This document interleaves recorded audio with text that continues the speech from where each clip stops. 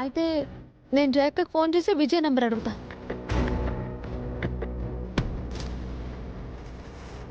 నీకు ఉపయోగపడితేనే నేను రిలీఫ్ అవుతాను చా. నువ్వు ఓడిపోతే తట్టుకోలేను.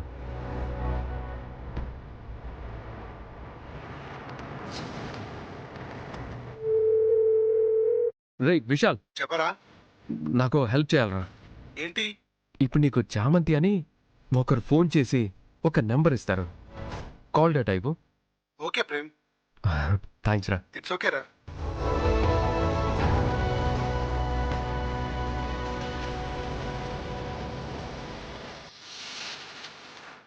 హలో జయక్క, విజయ్ నంబర్ చెప్పండి.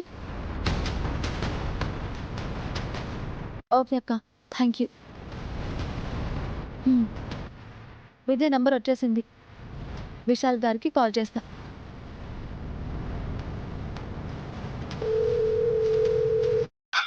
హలో, విశాల్ గారు అండి? అవునండి, చెప్పండి. సార్, నా పేరు చామంతి అండి. ప్రేమ్ కుమార్ గారు మీ నంబర్ ఇచ్చారు. నేను ఒక నంబర్ చెప్తాను, కాల్ డేటా కావాలండి. శివ చామంతి గారు, నంబర్ చెప్పండి. మ్మ్.